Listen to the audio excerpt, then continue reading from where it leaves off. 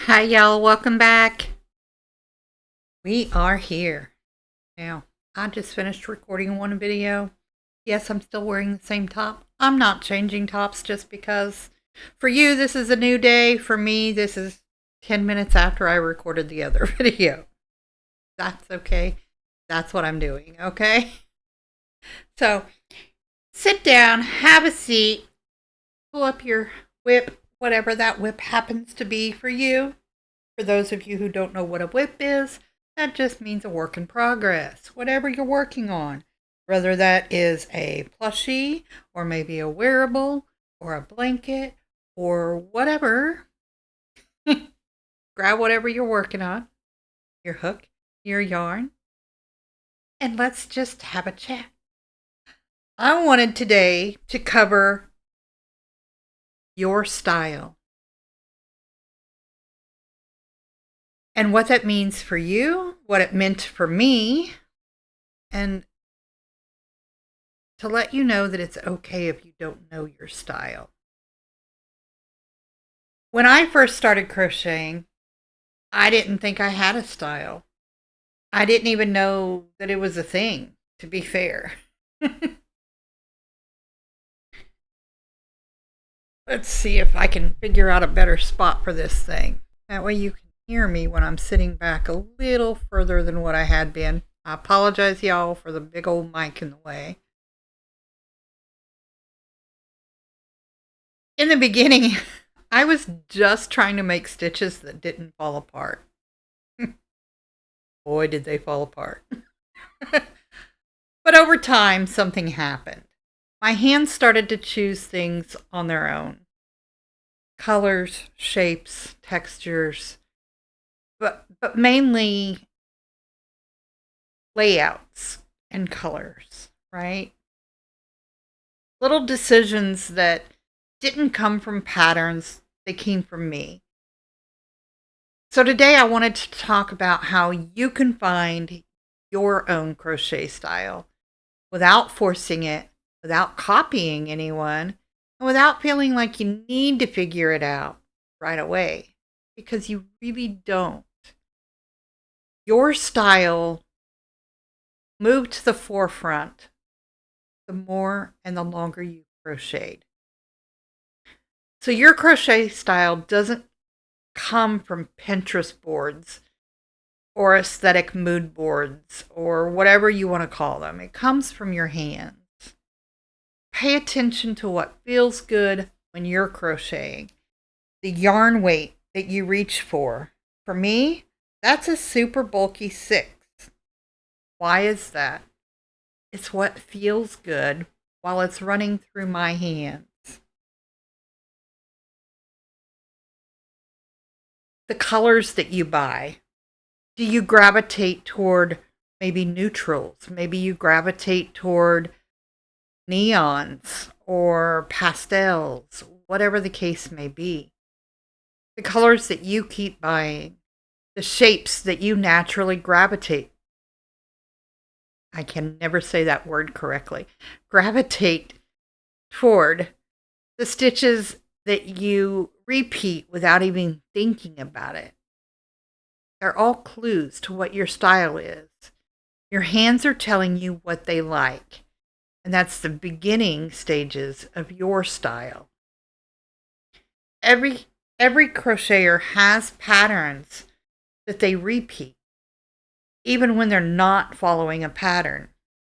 For me, I have I have two types of style, right? When it comes to my plushies, my style is round. So, yes, we're working in the round when we're making plushies. Most creators will shape so they're not, maybe the bodies that they are using are more teardrop or whatever. For me, mine stay round. And that just is the pattern that I like in my plushies. Whether it's a pig or a duck or it's a bear or whatever I may be working on at the time. And buddy number 7. I still always go with round. I didn't plan it. I didn't decide I'm going to be a round shaped designer one day. It just kept happening over and over again. Every plushie I was making was all basically just round. I learned how to make tubes, right? And when I did, it just kind of clicked for me. This is what I like. So maybe I'm going to have a teddy bear that is just a tube, right? That's basically all that a plushie is anyway, is just a tube. Anyway, getting off base here. Maybe you love stripes. I know I do.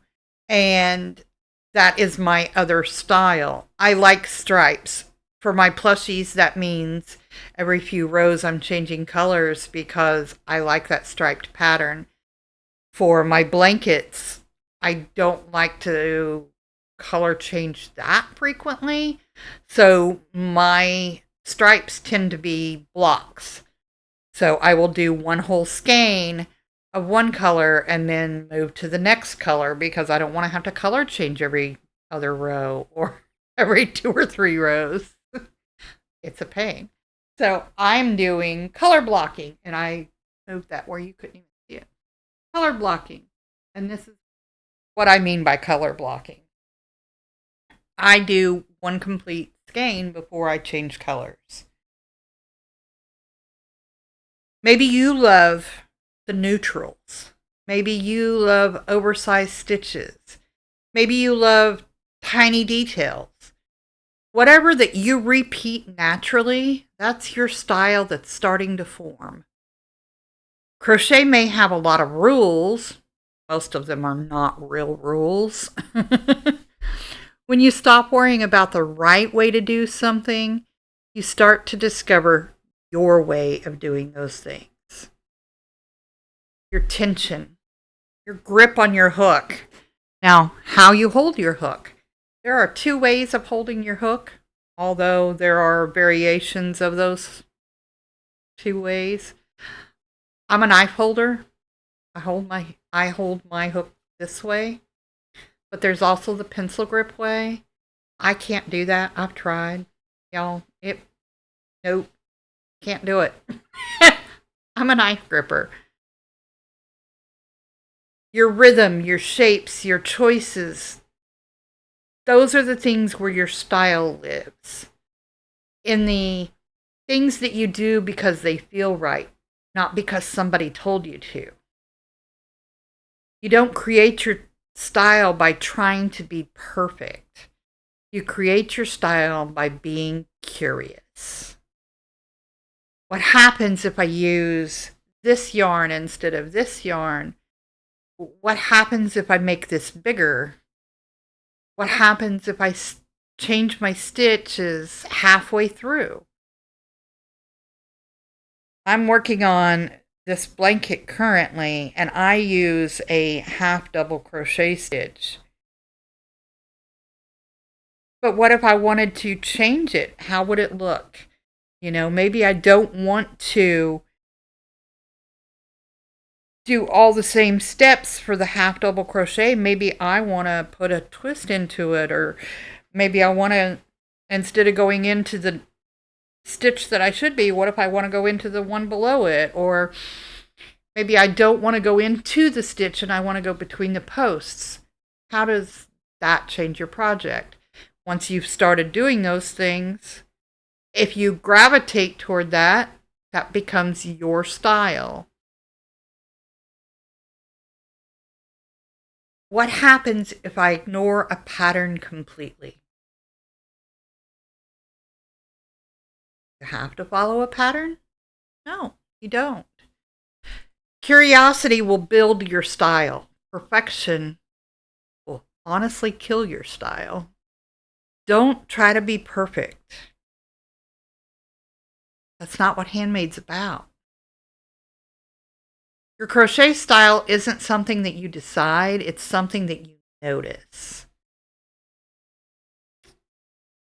It shows up in your projects, it shows up in your color choices, it shows up in your shopping cart when you're buying yarn. It shows up in the things that people say. Oh, that looks like something you'd make, those kinds of things. That's when you know that your style has finally arrived. When other people can see it before you see it. So if you're trying to create your own crochet style, stop trying. Just let it happen naturally. Just make things, follow your hands, repeat what feels good for you, ignore what doesn't feel good for you, and let your style show up naturally. It will, because it always does for everyone. Anyway, I'll see y'all in the next video. Till then, be you, always. Bye, y'all.